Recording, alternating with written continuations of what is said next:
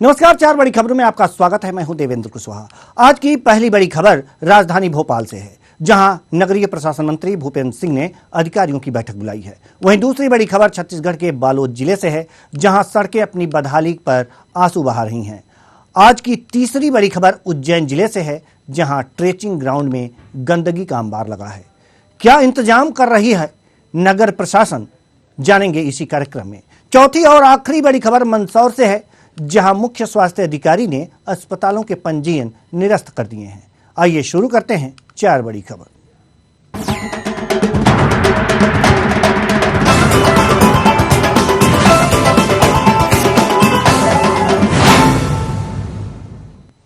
MP के नगरीय प्रशासन मंत्री और भोपाल जिले के प्रभारी मंत्री भूपेंद्र सिंह ने बुधवार को बिजली विभाग और नगर निगम के अधिकारियों की बैठक बुलाई, जिसमें कलेक्टर अविनाश लावनिया भी शामिल हुए। दरअसल राजधानी भोपाल की 40% स्ट्रीट लाइट बंद है। ऐसे में शहर के कई हिस्सों में रात के समय अंधेरा पसरा रहता है, यानी कि अंधेरा कायम रहता है, जिससे लोगों को परेशानियों का सामना भी करना पड़ रहा था। ऐसे में प्रभारी मंत्री ने संयुक्त बैठक बुलाई, जिसमें मंत्री भूपेंद्र सिंह ने अधिकारियों स्ट्रीट लाइट आज से ही शुरू करने के निर्देश दिए हैं।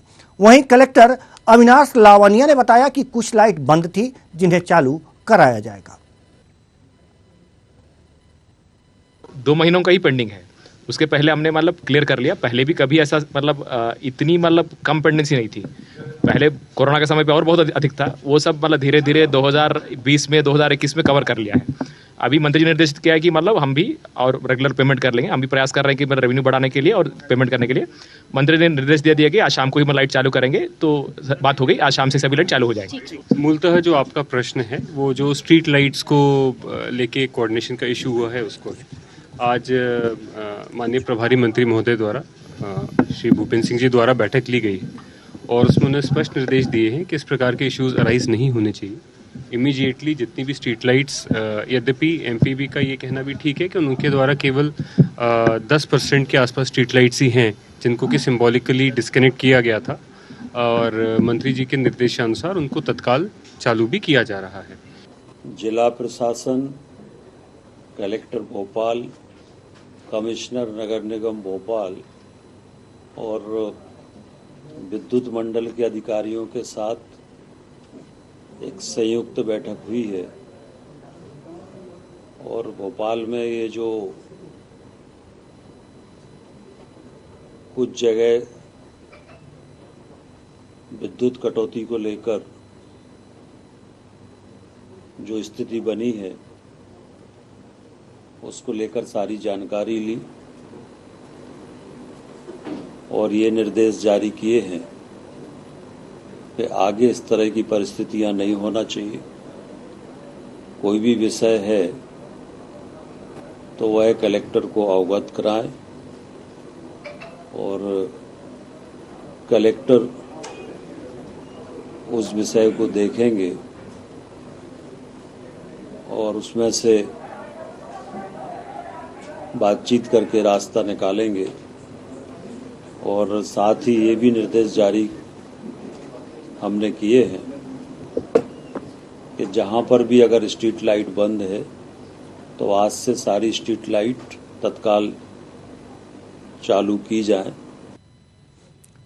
तो अब भोपाल की सड़कों से अंधेरा जो कायम रहता था, वो शायद आज से खत्म हो जाएगा, अंधेरा खत्म हो जाएगा।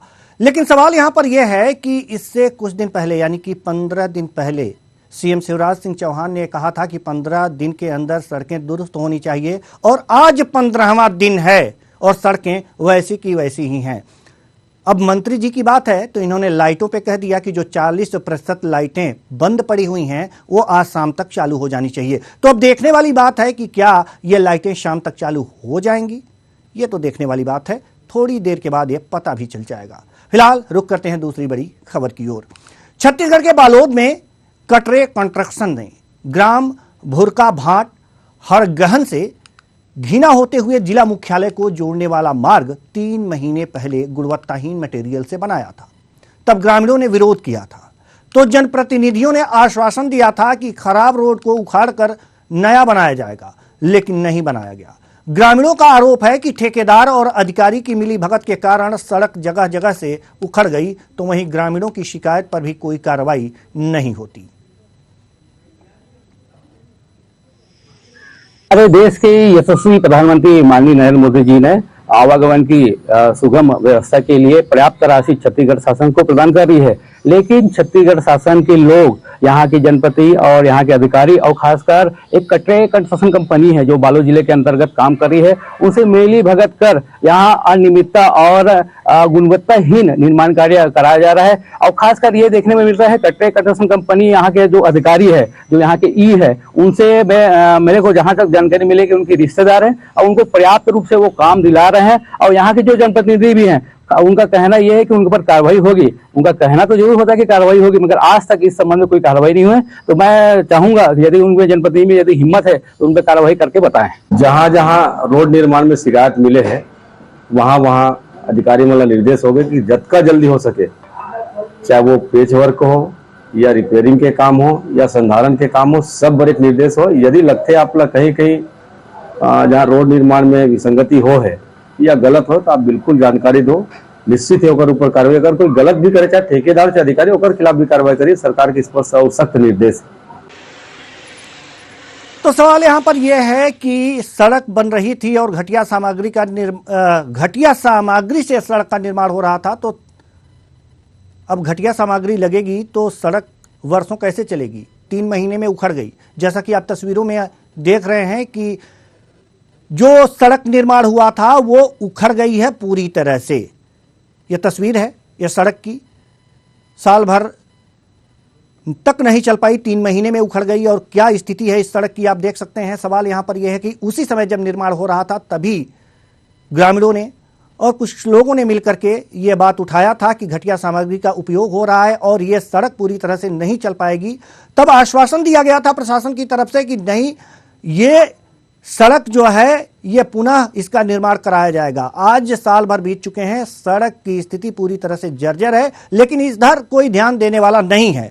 सवाल यहां पर यह है कि अगर जो सड़क इस तरह से है तो इसके लिए जिम्मेदार कौन है? और अगर जो जिम्मेदारों को शिकायत करने के बाद भी, जिम्मेदारों से शिकायत करने के बाद भी सड़क की हालत यह है, यानी कि जिम्मेदार इसकी तरफ ध्यान नहीं दे रहे हैं, तो कहीं ना कहीं कुछ ना कुछ गड़बड़ घोटाले की ओर संशय जाता है। तो सवाल यहां पर यह भी है कि आखिर इसकी जांच कौन करेगा, आखिर इसकी तरफ ध्यान कौन देगा? अगर प्रशासन पंगु बना हुआ बैठा है तो शासन क्या कर रहा है? आखिर शासन को क्या करना चाहिए?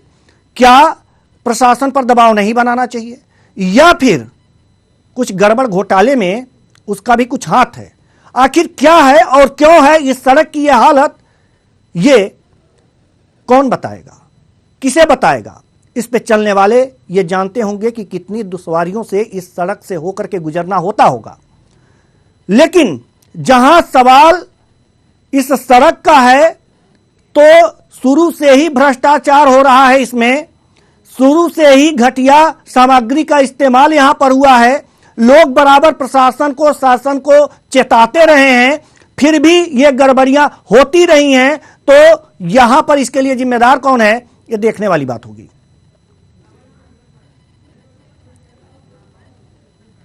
इस खबर पर हमारे संवाददाता हमारे साथ जुड़ चुके हैं। जी, आपसे हम जानना चाहेंगे कि आखिर इस सड़क की ऐसी हालत क्यों है, विस्तार से बताइए। चाहूंगा, कुछ दिन पहले इस सड़क के लिए ग्रामीणों, आसपास के ग्रामीणों ने मिलकर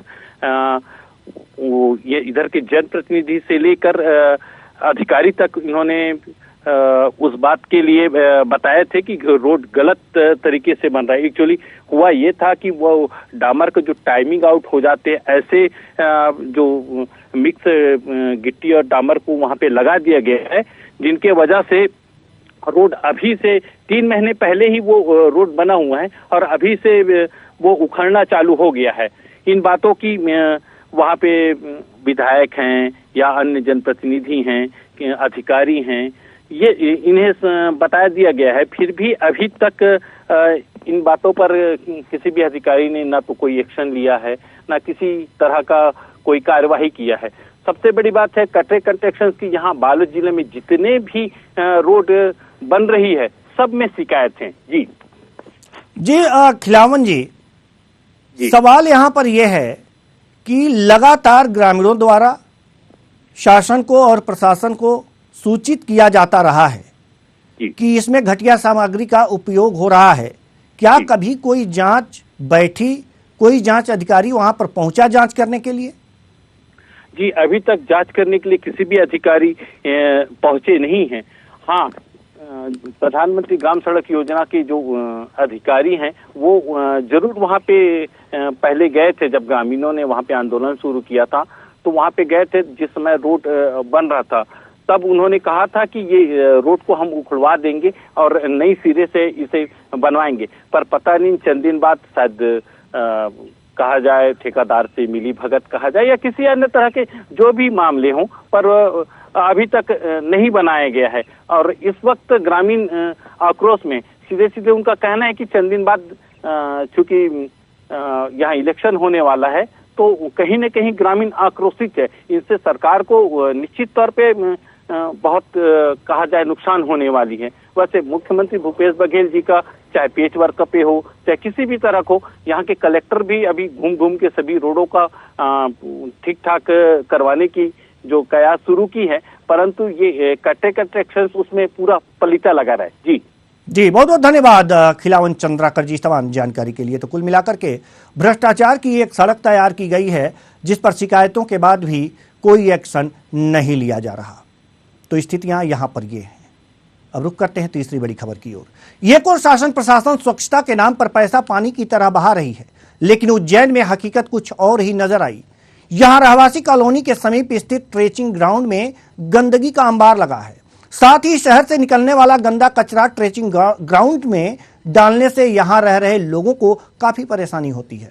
कई बार शिकायत करने के बावजूद भी नगर निगम के अधिकारियों ने सफाई नहीं करवाई, जिससे नाराज रहवासियों ने लामबंद होकर नगर निगम के खिलाफ जमकर नारेबाजी की। रहवासियों का कहना है कि यदि शीघ्र ही नगर निगम प्रशासन ट्रेचिंग ग्राउंड का स्थान परिवर्तन नहीं करता है तो रहवासी उग्र आंदोलन करेंगे।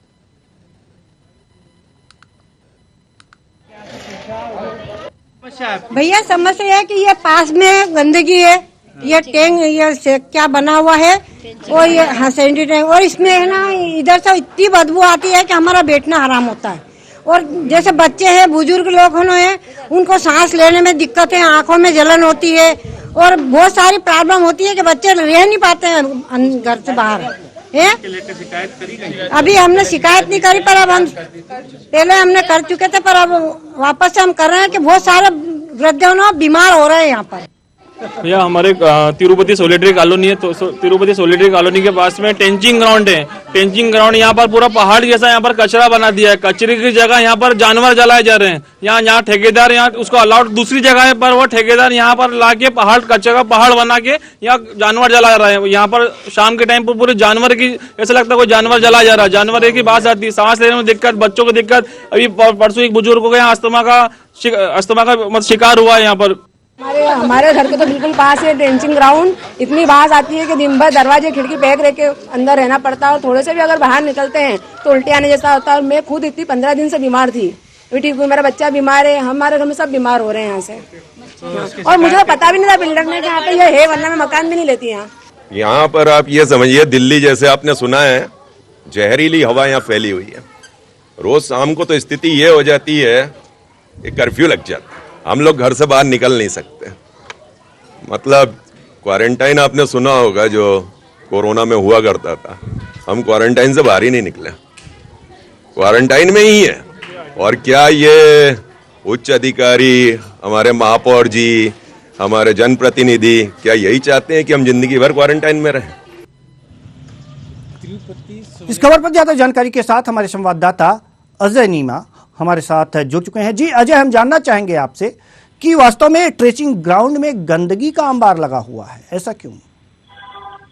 जी बिल्कुल देवेंद्र, मैं बताना चाहूंगा दर्शकों को कि उज्जैन MR5 जो रोड है उसमें कई रहवासी कॉलोनियां, जो 13 से अधिक कॉलोनियां पर हैं। इसके पास में एक टेंचिंग ग्राउंड नगर निगम के द्वारा बनाया गया है जिसमें कचरा एकत्रित करके यहाँ से जो है गोंदिया गांव ले जाना चाहिए, लेकिन ऐसा नगर निगम के कर्मचारी और अधिकारी नहीं करते हैं और इनके द्वारा यहीं पर कचरा डंप किया जाता है, जिससे कि वो कचरा से जहरीली बदबू और कई बार कचरा जलने से जहरीला धुआं निकलता है, जिससे क्षेत्र के रहवासी काफी परेशान है। रहवासियों का कहना है कि यहाँ पर वायु प्रदूषण इतना हो रहा है कि कोरोना के टाइम पे जैसे क्वारंटाइन रहना पड़ता था, इससे इस तरीके से इन्हें क्वारंटाइन रहना पड़ता है और छोटे छोटे बच्चे और बुजुर्ग को सांस लेने में दिक्कत और स्किन जैसी समस्या हो रही है। और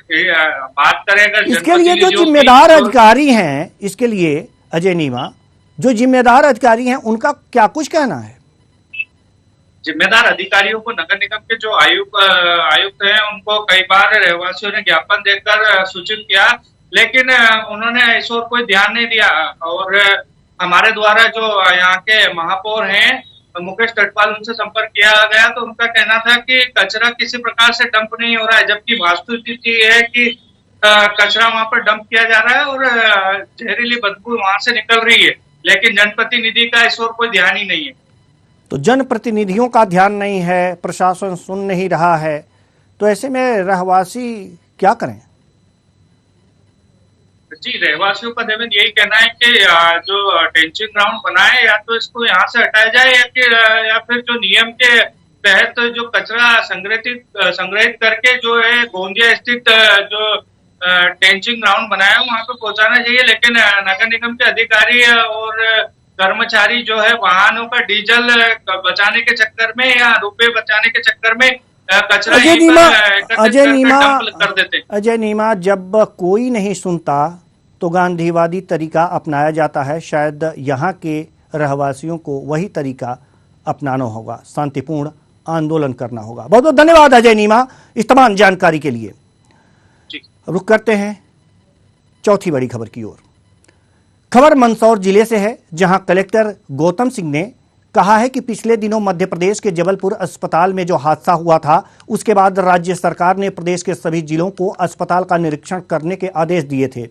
साथ ही निजी अस्पताल और नर्सिंग होम का निरीक्षण करने के भी निर्देश दिए थे। ऐसे में मंदसौर में भी अस्पताल और नर्सिंग होम की जांच की गई। लाइन के अनुसार जिला मुख्य चिकित्सा स्वास्थ्य अधिकारी ने जांच की, जिसमें कई कमियां पाए जाने पर संचालकों को नोटिस जारी किया गया था। जिन जिन हॉस्पिटल में कमियां पाई गईं, वहां जिला मुख्य स्वास्थ्य अधिकारी ने 23 अस्पताल और नर्सिंग होम के पंजीयन निरस्त करने की कार्रवाई की। इस कार्यवाही में सख्त निर्देश दिया गया कि हॉस्पिटल में जिन मरीजों का उपचार चल रहा है वे वहीं रहेंगे, लेकिन दूसरे लोगों को उपचार के लिए भर्ती नहीं किया जाएगा। दरअसल ये पिछले दिनों जबलपुर में एक बहुत बड़ी दुर्घटना हुई थी और उस दुर्घटना के बाद राज्य शासन ने एक निर्देश प्रसारित किया था सभी जिलों को, इसमें जितने भी प्राइवेट नर्सिंग होम या हॉस्पिटल संचालित हैं उनका निरीक्षण करने को बोला था और जो अलग अलग मापदंड है उसके आधार पर परीक्षण करने को बोला था। इन अस्पतालों का पंजीयन मुख्य चिकित्सा स्वास्थ्य अधिकारी करते हैं, तो उसके आधार पे निरीक्षण हुआ था, जांच हुई थी। जांच के बाद जो कमियां पाई गई उसी के आधार पर संबंधित जो अस्पताल हैं उनके जो कर्ता धर्ता है प्रमुख है उनको एक कारण बताओ सूचना पत्र भी जारी किया गया था और उनसे जवाब लेने के बाद जो मुख्य चिकित्सा स्वास्थ्य अधिकारी उन्होंने अपने स्तर पे, चूंकि पंजीयक वही है तो उन्होंने अपने स्तर पे निर्णय लिया है। इस खबर पर हमारे संवाददाता जुड़ चुके हैं तमाम जानकारी के साथ। जी, हम आपसे जानना चाहेंगे कि 23 नर्सिंग होम और अस्पतालों पर कार्रवाई की गई है। जी, सत्यनारायण वैरागी जी, मेरी आवाज आप तक पहुंच रही है? जी सर। जी, मंदसौर में, जी सर, मंदसौर में 23 नर्सिंग होम और अस्पतालों पर कार्रवाई की गई है, क्या जानकारी है आपके पास? सर ये बिल्कुल जैसे जिस प्रकार से जबलपुर में हादसा हुआ, इस हादसे के बाद प्रशासन अलर्ट हुआ और पूरे मध्य प्रदेश में ही ये मिशन चलाया गया, जिसमें कई मंदसौर पर भी जा, जिसमें 23 अस्पतालों से थे जिनके पास शासन के जो मापदंड थे उनके अनुसार जो कमियां पाई गई उसके ऊपर जिला प्रशासन के द्वारा आया करते थे, कुछ अस्पतालों को सील किया गया। जी, बहुत बहुत धन्यवाद इस तमाम जानकारी के लिए सत्यनारायण बैरागी जी। तो कुल मिलाकर के अस्पतालों में जो दुर्घटनाएं हो रही हैं उससे बचाव के लिए जो नियम कानून बनाए गए हैं कि अस्पतालों को इन नियमों के तहत अपने अस्पताल सुरक्षित रखने हैं, अगर उन नियमों के तहत कोई भी वस्तु या अग्निशमन यंत्र जैसे भी हो अगर वहां पर नहीं होते हैं और इन नियमों के अनुसार जो अस्पताल इस दायरे में नहीं आए हैं उन पर कार्रवाई की गई है। ये 23 नर्सिंग होम और अस्पतालों पर कार्रवाई की गई है। अब आगे देखना होगा कि आगे प्रशासन इनके साथ क्या रुख अपनाता है। फिलहाल आज की 4 बड़ी खबरों में आज के लिए बस इतना ही। मुझे दीजिए इजाजत। नमस्कार।